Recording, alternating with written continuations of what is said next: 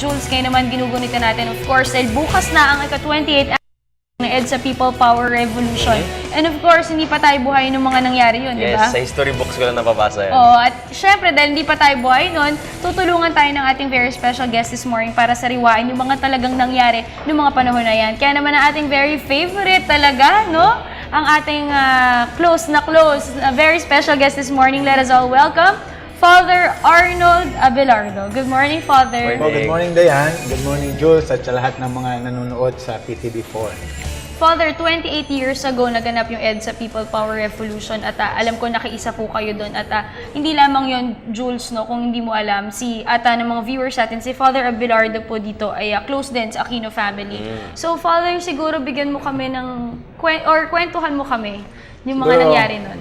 Pagka naiisip ko yung EDSA People Power, it brings a lot of yung magagandang memorya na isa itong tinatawag na bloodless revolution, pero isa din itong manifestation ng pananampalataya ng mga Pilipino. Naalala ko po, ako ay college students noon, nag-aaral ako ng political science at nang pumutok nga yung sitwasyon na yon noong February, after nung tuloy-tuloy na yung mga kaguluhan at clamor ng mga tao dahil nga doon sa dayaan nangyari. Pero alam niyo, ang na-experience ko nung nandun ako sa EDSA, tandang-tanda ko, nandun ako sa loob ng krame, paano ang mga bata, matanda, babae, lalaki, madre, iba't ibang faith denomination, nagkaisa na pumunta ron. Sa gitna ng banta ng merong doon sa may bandang Ortigas, kung saan nandun yung EDSA Strand Robinson, dati wala yon. Isang talahiban yon.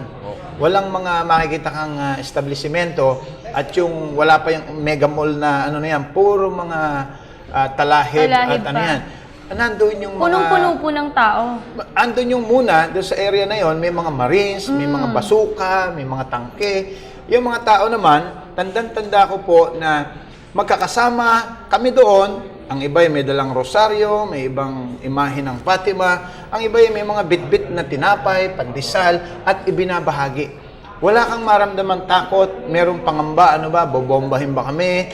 Dahil alam namin na may order si General Berno na disperse, pasabugin na yung ang Air Force.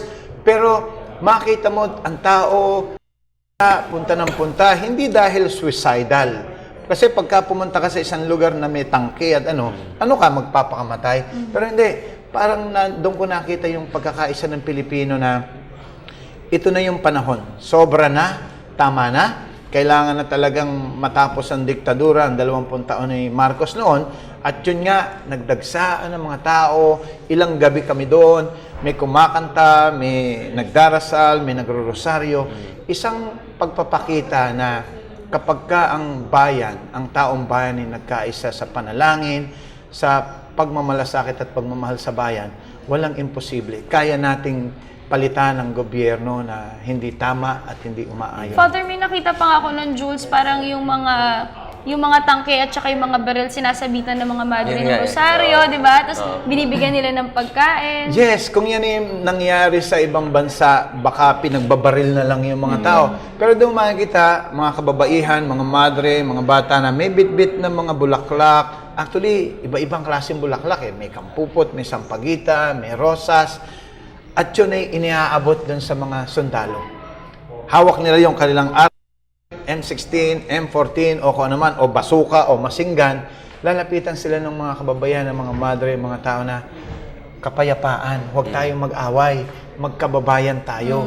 Huwag tayong magsakitan ng isa't isa. Kikilabutan ka doon sa mararamdaman mo nung oras na yun. Yung pinakadulo nung baril. Lalagyan ng... Tinutusukan ng bulaklak ng daisy, o gumamela, o anuman. At yung mga sundalo, parang helpless sila na, ano doon nangyayari? May order sa amin na tibagin ito, i-disperse ito. May order sa amin na pasabugin na to, ganyan. Pero hindi. Yung Air Force, tandang-tanda ko, nandun ako nung sila yung lumanding at sinabi nila na sila General Sotelo, we are defecting. At talagang makikita mo na, sabi namin, paano ba itong nangyari na to? Dahil remember, nung nagsimula yung kaguluhan na yan, ayon sa pagsasiliksik na lumabas ngayon, ay talagang plano ni Enrile noon at yung grupo niya na magkudeta. At yun ay natagpuan at na-discovery lamang ng mga tao ni Marcos, kaya gusto silang hulihin. Okay. At doon na nga, nagsimula na tumawag siya ng tulong at isa doon sa naging bahagi ay si Cardinal Sin, ang yumaong kardinal ng may at sinabi niya ron na ayaw pa niyang mamatay na mangyayari, huhulihin sila, papatayin sila ni Marcos. At siguro naramdaman din ni Cardinal Sin at ang ilang tao na tinawagan niya yung mga tao. Sabi niya, mga kababayan, iniimbitahan ko kayo na pumunta doon sa EDSA at protektahan natin ang ating mga sundalo. Alright. Nagdagsaan na. Ngayon, Father, 28 years after, syempre ngayon may panibagong generation na di ba technically 25 years sa isang generation. So, sa libro na lang namin siya nababasa. Ngayon, yung tanong po is, after halos 3 dekada na, meron po bang natutunan yung mga Pilipino? Naniniwala po ako na meron dahil 28 years ago, I was there.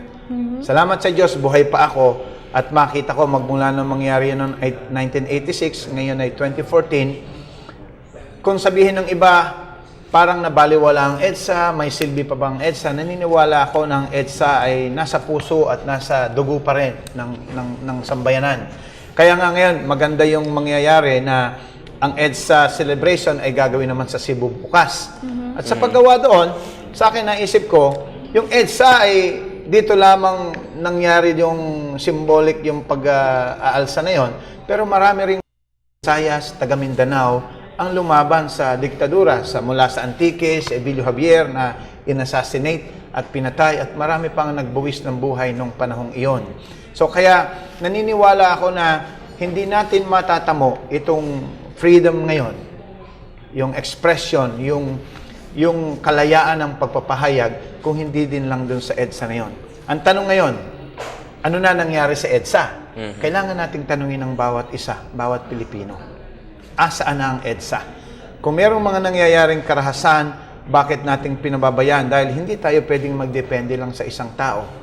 Kahit si Ninoy, ang sabi niya, nung nabubuhay pa si Senador Ninoy, ang tatay ng presidente ngayon, sabi niya, hindi tayo dapat magdepende sa isang tao lamang. Kailangan tayong magdepende sa ating lahat. Collective Kailangan action. tayong kumilos ng sama-sama. Ang pagkasira ng kalikasan, ang pagkasira ng ating bayan, ay dahil kung hindi kikilos at magsasalita ang bawat isa. Kayo, nambagin nyo na hindi pa kayo pinapanganak noon. Iba ang buhay ng mga panahong iyon. Walang katiyakan. Hindi ka pwedeng magsalita labang kay Marcos. Hindi ka pwedeng pwede kang arestuhin, pwede kang hulihin ng walang kadahilanan, or pwedeng merong pumatay sa'yo. Ngayon lang natin nakikita sa mga balita ngayon na ang senador ay naaakusahan at inihahabla sa ombudsman. Nung panahon na yun, hindi. Pag ikaw ay senador, walang makakagalaw sa'yo. Pag ikaw ay judge ka pa lang, hindi, walang makakagalaw. Ngayon, nandun yung kalayaan. At naniniwala ako na patuloy na buhay ang EDSA dahil para po sa akin, ang EDSA ay pagmamahal sa bayan at pagmamahal sa Diyos. Yung revolusyon yun, hindi lamang harapan ng sundalo at mga tao, kundi isa ring manifestation o pagpapakita ng pananampalataya sa Diyos. Pero Father, bilang alagad po ng simbahan, alam naman natin na talagang marami pong sumusunod at nakikinig sa inyo. Ano po yung siguro yung mga values na natutunan nyo noong EDSA People Power Revolution na inyong isi-share sa mga sumusunod sa inyo? Para sa akin na hanggang ngayon ay buhay pa sa aking puso at isip, yung values ng pagkakaisa. Yung values ng malasakit na sa gitna lang nandun yung tangke, nandun yung barel. Ang iniisip mo ay hindi, ako ayokong pumunta sa EDSA. Hindi yung sarili mo. Baka papatayin ako. Iniisip namin nun, yung aming bayan. Iniisip namin kayo. Na bagong henerasyon na darating. Wala pa kayo ngayon. Ngayon, nandito Ako, na dapat kayo. pala hindi na si So, Jules. kaya kayong mga kabataan, marami kayong dapat ipagpasalamat dun sa nangyari dun Of sa EDSA. course. At yung values ng malasakit nga, pagmamahal at sakripisyo. Dahil yung mga nagpunta sa EDSA, nagsakripisyo. Imagine mo kung binomba ka ni Ron. Yun nga eh. Wala na, hindi nyo na ako may interview ngayon. Ewan ko kung nasaan din kayo. Anong klaseng bansa kaya tayo? Yun nga, gusto kong itanong sa'yo, Father, kung hindi nangyaring EDSA People Power Revolution, ano na kaya ang magiging kahinatnan ng Pilipinas ngayon? Well, ibig sabihin ang sambayan ng Pilipino ay nanatili na lang na tameme, pipe, bulag at bingi dahil hindi kumilos. Pero salamat sa EDSA, salamat kay Cory, salamat sa maraming mga Pilipino na ang iba'y maaaring hindi natin mapapangalanan, pero nagbigay ng kanilang buhay, nagbigay ng kanilang sarili para magkaroon tayo ng isang malayang bayan. Meron bang paghihirap pa rin, nandoon pa rin. Kaya nga, kailangan pagpatuloy pa rin ng EDSA. At yung EDSA na yan, kailangan mabuhay dun sa puso talaga ng bawat Pilipino. Actually, alam mo, Dayan, feeling ko sobrang laking naiambag talaga nitong EDSA 1, lalo na para maging matapang yung mga Pilipino. Naalala ko, Father, nung EDSA 2, ako nun, tapos parang very courageous kami na sinama kami ng parents namin na nag-rally kami doon. Na-experience mo, di ba? Kasi parang binabasa lang namin libro, tapos kung kinaya nila before, malamang kakayanin din ngayon. Tsaka hindi lang yung Jules and Dayan. Ang buong mundo, hinangaan. Tayo ang nakagawa ng kauna-unahang people power. Pagkatapos ng people power na yun, nangyari yan sa Czechoslovakia. Ngayon, ang Czech at Slovak nagkahiwalay na. At sa Russia, later on, nagkaroon ng rally at manifestation. Ang Korea, South Korea, nagkaroon din sila. So, tiningnan nila ang Pilipino na paano nangyari ang mga Pilipino, nagawa nila, merong mga sign ng laban o love, merong pagkakaisa, dahil merong mga taong handang magbuwis ng buhay. Kaya ako, lagi kong tinitingnan ang sakripisyo ni Ninoy. Ang sabi niya, the Filipino is worth dying for. At naniniwala ako na hanggang ngayon, ay handa pa rin ako mamatay para sa Pilipino at marami pa rin handang mamatay.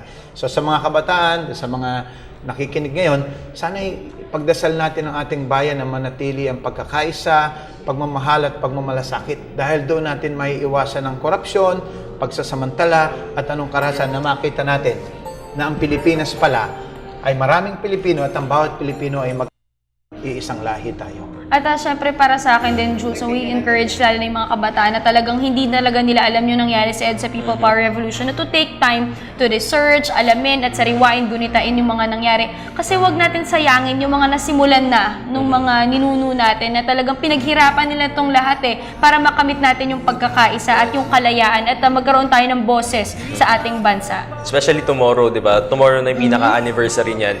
At alam naman natin na talamak yung paggamit natin ng social media. So why not gamitin natin yung mga social media accounts natin para makiisa sa paggunita nitong anibersaryo ng People Power.